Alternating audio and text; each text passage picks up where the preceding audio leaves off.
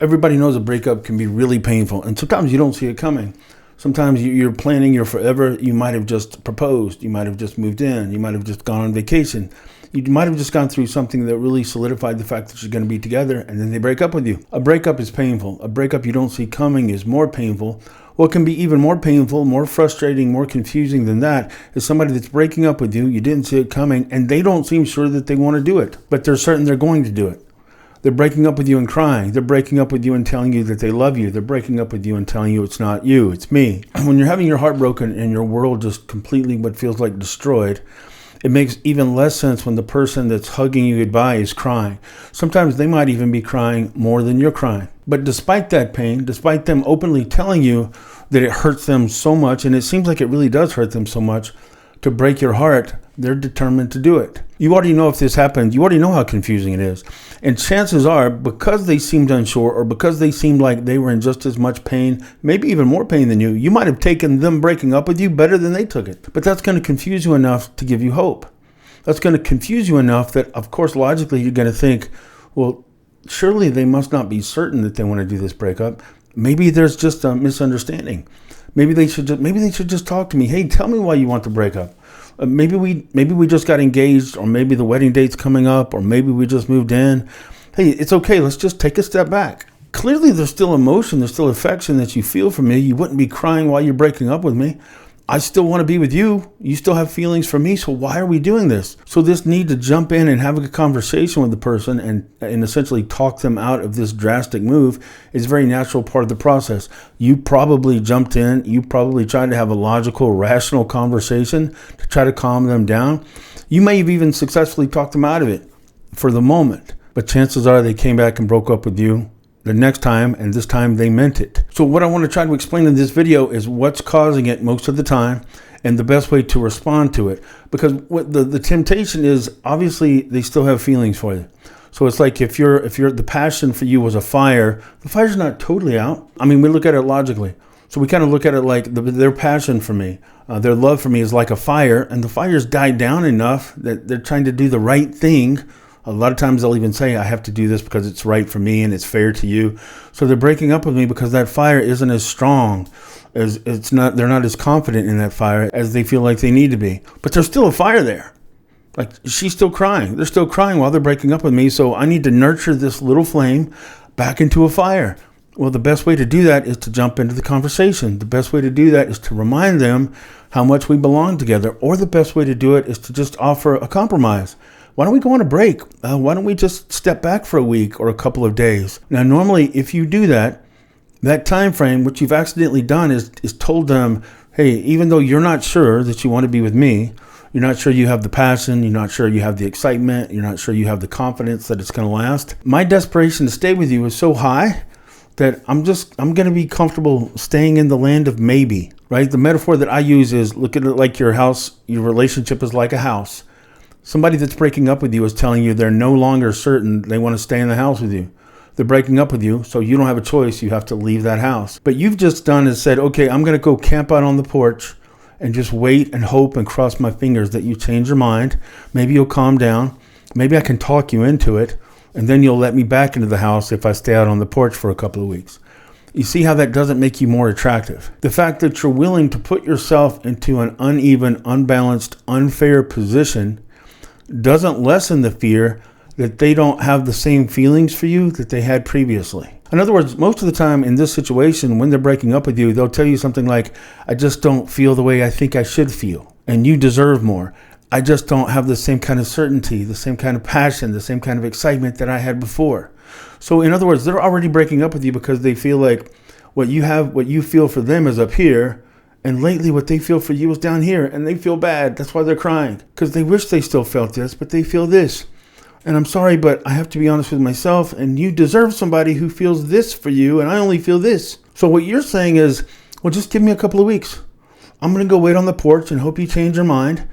Just that position itself reemphasizes this. So during that 2 weeks, what do you think they're going to be thinking? Well, they're trying to give me time. They're hoping that I change my mind. They're hoping that I remember all the good things. In the meantime, they're desperate to hold on to me. Your desperation, your willingness to be on the porch waiting and hoping that they change their mind just reinforces this. So most of the time, over 90% of the time, they're going to come back and tell you, I'm sorry, I tried, but I just can't do this. And they're going to break up with you anyway. So most of the time, and I'm not trying to make a blanket statement, but consistently what I've seen, and I've been doing relationship coaching for over 20 years, I can tell you the two types of women that I see do this more than any other. There's usually two types of women that will make this decision. Break up with you, even though they're still claiming to love you. They still care about you, but they just don't feel for you to the level that they think they should.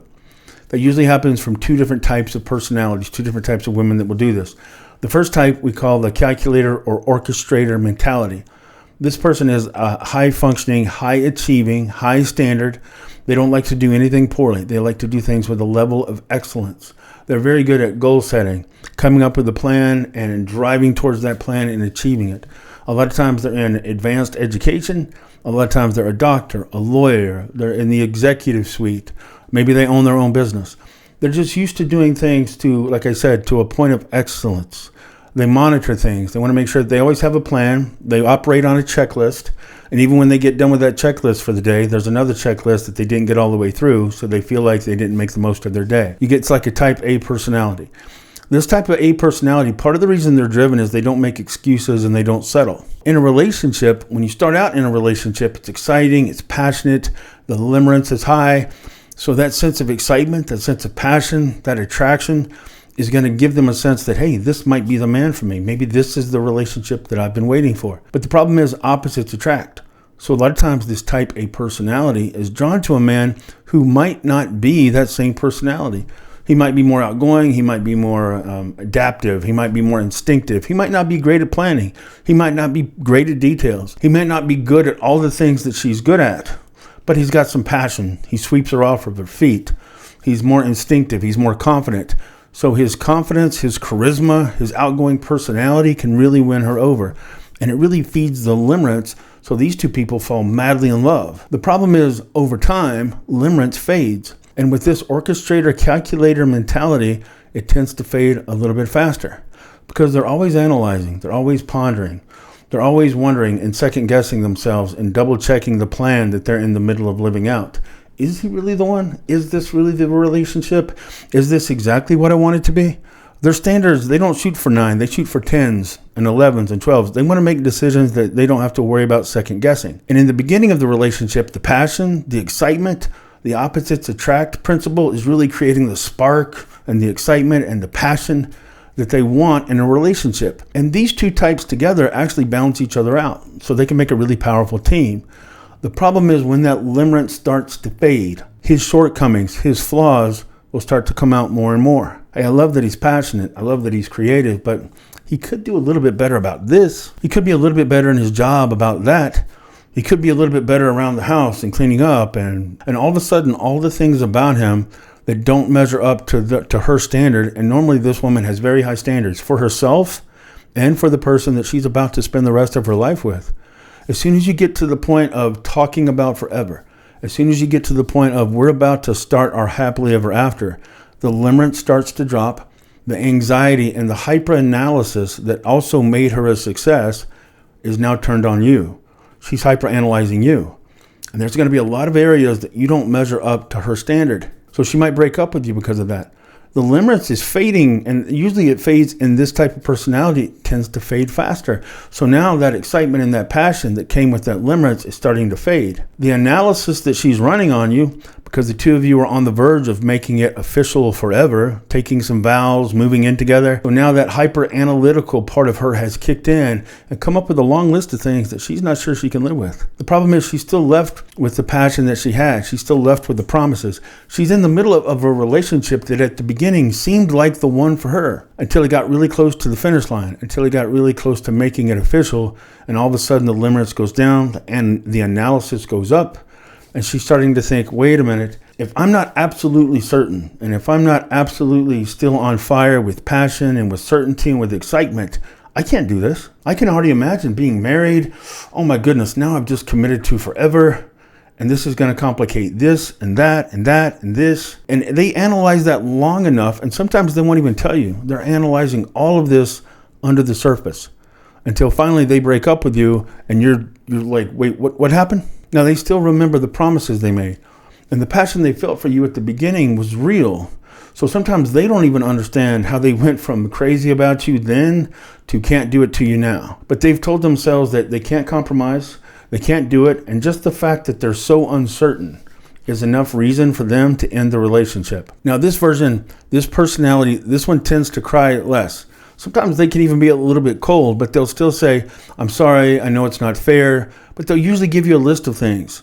And the list of things to you will seem like imperfections. They'll seem like things that you could work on, but the fact that you have to work on them, the fact that you haven't fixed it, the fact that you haven't solved it until now is enough evidence to them that they can't do it. After all, if you were going to fix it, you should have done it on your own. And truthfully, even if you had an answer or you could solve every problem that they've given you as part of the reason why they're not going to be with you anymore, even if you could fix it all, it doesn't fix that emotional uncertainty, that unexpected drop in attraction and excitement and passion for you. The very fact that they're having anxiety, the very fact that they are analyzing you is enough evidence for them that they shouldn't choose you long term. That's going to catch you off guard. This one will also say, I still love you, but I don't know that I'm in love with you. And you deserve better, and I deserve better, and I just can't do this. They might say, but we can leave the door open. Maybe something will change in the future, because again, they're analytical. They're analytical enough to know that maybe they're making a mistake. Maybe they're overreacting, and they don't want to shut the door forever on something that they might regret once the analysis kicks in on the other side. But one of the markers of this is they'll say the words like, I know this isn't fair, and I'm sorry, and I know this catches you off guard, but this personality type will be a little bit colder. They'll be a little bit almost like somebody has turned off some of the emotional chips. It's like their emotions have been tampered down. It's like their emotions have been adjusted down from a 9 or a 10. They're almost telling you as a matter of fact way. Almost like, I can't help it. This is how I feel. This is just the truth. So this woman might use some of the same wording. I love you, but I'm not sure that I'm in love with you. But the end will be like failed negotiations. Hey, we tried. We were going to do this merger, but it turns out when we took a look at the details, it just doesn't make sense. So you'll feel a little bit of disconnect. The second type of woman that will break up with you while still telling you they love you, it's usually more emotional. This woman is usually more withdrawn.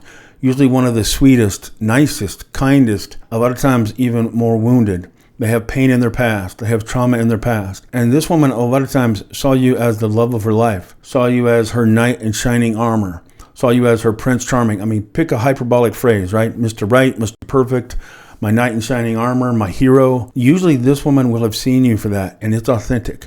They never met a man like you. They never thought a man like you would actually give them your attention, much less your heart.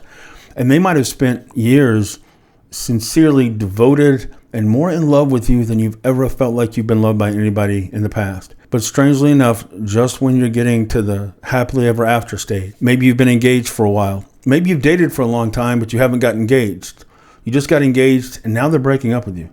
Or you've been engaged for a long time, but you haven't actually followed through on the wedding. Now you have a wedding date. Maybe you just moved in.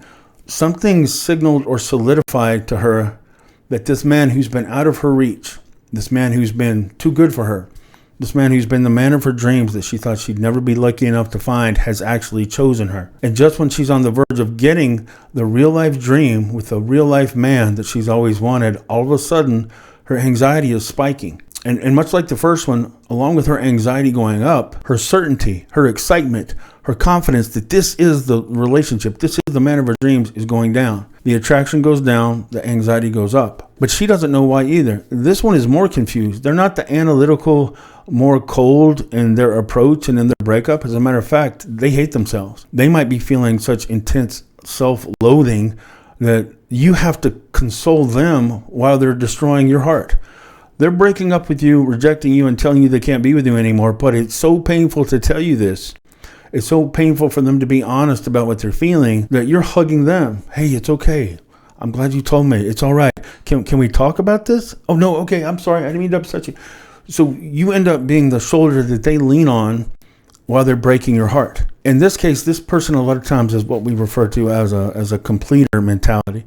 They're somebody that deep down actually struggles with their sense of self-worth. Part of them has always believed that the man of their dreams, the man that they were meant to be with, is going to realize what they already know about themselves, that they're too broken to choose. A lot of times a quiet borderline overlaps with this woman I'm trying to describe now. It doesn't mean you have to have borderline to have this, But a lot of times, borderline quiet fits in with this scenario that I'm describing. So they've got such a beaten up view of themselves. They have such a beaten up view of themselves that they're convinced they're not worthy of the man of their dreams actually choosing them. So while the two of you are meeting, falling in love, and planning the future, they're excited, but they're also insecure. They're also a little jealous. They'll let you know that they overreact. They can be really sensitive to the fact that they just don't believe. They have trouble believing that a man as incredible as you would actually choose them long term. And you know that. And because you have this heroic heart and you're touched and you're moved by how much they love you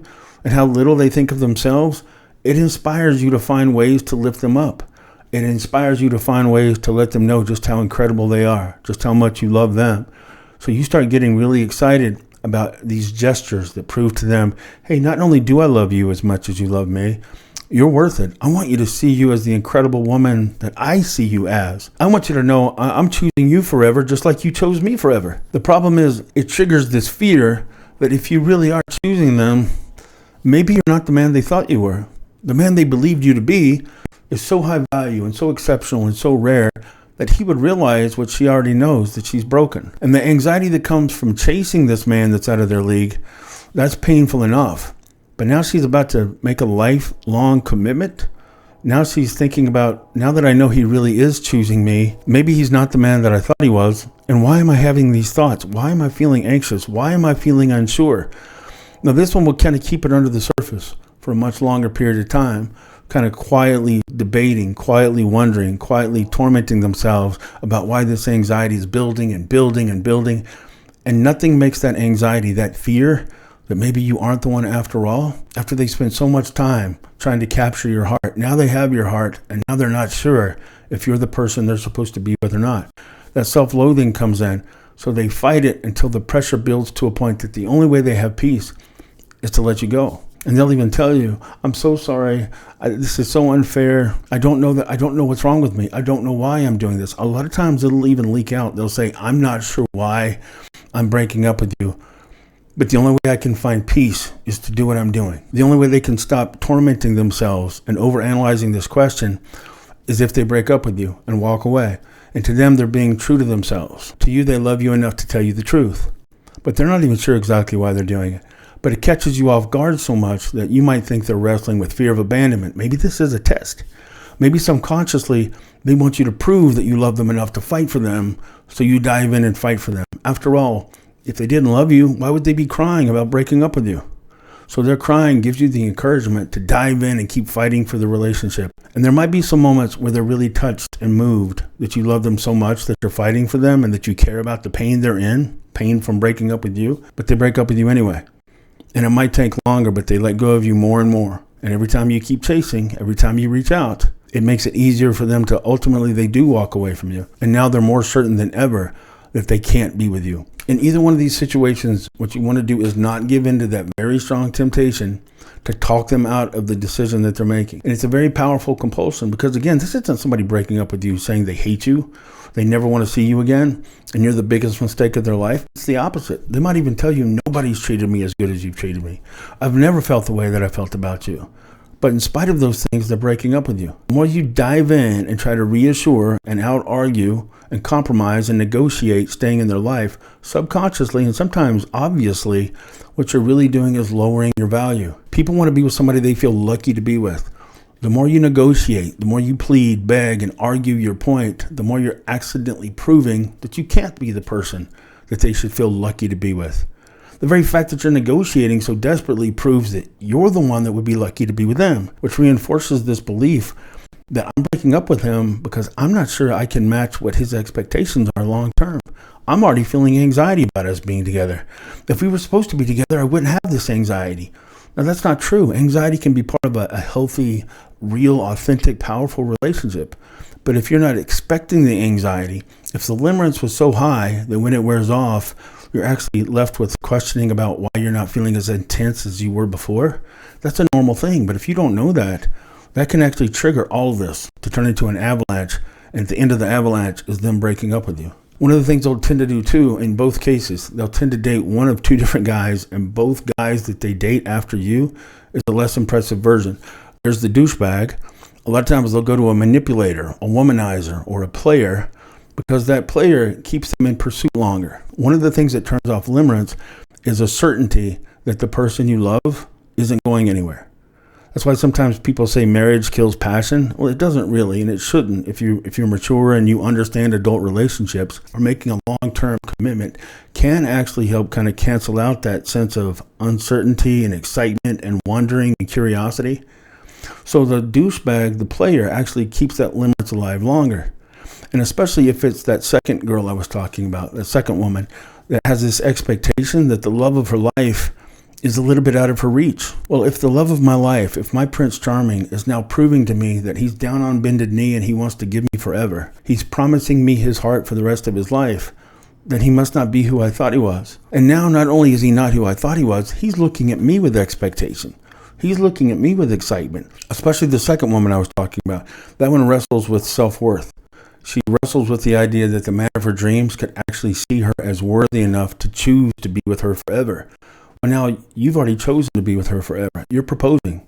You're moving in with her. You're getting engaged. You're setting a wedding date. In that sense, this creates this anxious, confusing sense of, but if he was who I thought he was, he wouldn't be doing this, and now he's doing it. They can tell that you're excited about spending the rest of your life with them. You're not just offering to spend the rest of your life. You're looking at them with this look in your eyes like, I love you and you love me. Isn't this amazing? At a time when they're feeling anxious and confused about why they're not as excited as they were before. Your expectation of this long-term intensity can cancel that very intensity. Well, with a douchebag, a manipulator, a womanizer, he doesn't actually give them that sense of, I'll be with you forever. A womanizer keeps them in pursuit longer. So they'll either be with somebody that you know isn't a good guy, a player, or a manipulator, which will greatly confuse you because they probably complained about manipulators in their past, or they'll be with somebody that is so much less impressive than you that it really messes with your mind. They broke up with me to be with him, but if they know the high-value man like you is still in love with them, then sometimes they'll choose a less impressive man to be with because the less impressive man doesn't create this fear of loss. The less impressive man doesn't create this anxiety, this fear that he's going to walk away. So sometimes this woman will actually choose to walk away from a far more impressive man to be with what I call is an impressive weakling. Somebody that's impressive in one or two ways, but overall is so desperate to be with her that she doesn't feel a sense of loss. She doesn't have to live with anxiety. She doesn't have to wrestle with insecurity. She doesn't have to wrestle with jealousy or wondering if this guy is going to ultimately choose her long term. Because she knows he's lucky to be with her. But when you see the woman that you love end up choosing the bad guy or the weak guy, it confuses you more, it torments you more, and even more you want to dive in and compete. For both of these types, don't compete. With the calculator orchestrator mentality, prove to her she made a mistake. If she finds somebody that's just like her, she won't have the same kind of passion. We're not attracted to people that are wired just like us as much as we're attracted to somebody with characteristics and attributes that we don't have. Maybe she's going to go be with a lawyer or a doctor or somebody else, but he probably won't have your passion. He probably won't have the same kind of excitement that creates that lightning in a bottle that she felt for you. And if you can show you're strong enough to walk away and still improve and thrive in your life, don't be waiting on the side with your fingers crossed, just hoping that she reaches out to you. When she does reach out to you, have a minimal response. Take it day by day. Take it slow. Take it one day at a time. Don't dive in and start talking about the past. Don't dive in and start promising the future. Let them have to earn back some of your trust. Give them some kind of evidence or proof that you've grown, that the person that they walked away from was not the finished product. And let their anxiety and their analysis work in your favor. In other words, yeah, I walked away from him when he was here. But he's not going to end up here. He's going to end up here. And what if I regret letting him walk away from me for the rest of my life? In both cases, let their anxiety and their compulsion to analyze everything work for you by staying silent, by being in no contact, until they give you significant reason to re-engage. A lot of times they will try to breadcrumb you because they're already analyzing the breakup. After the breakup, they're not sure they did the right thing. The last thing you want to do is give them the impression that after breaking up with you, they can take their time, they can contemplate it. But don't worry, I'm still right here. I'm still waiting for you. Anytime you change your mind, I'm going to be so blessed and so grateful that you give me another chance. Step into the breakup as much as you can. And if you already chased, that's okay. Just let them know. And the next time they send out a message to you, say, hey, it's great hearing from you, but I've taken some time to think about it, and I've realized you're probably right. we're probably not a good fit after all, but you take care of yourself, and we should probably just start getting used to not being in each other's lives. If they're not going to come back to you significantly regretting the decision enough to tell you, I'm sorry, I want to try again, and don't entertain their breadcrumbing, because that'll just slowly drain whatever is left of that attraction. I know every situation is different, so if I can help, you can find me at realcoachken.com, and I'd be happy to talk through your specific details of your situation. But until then, just hang on. Give me a like, share, and subscribe if this has been any use to you, and I'll talk again to you soon. Thanks.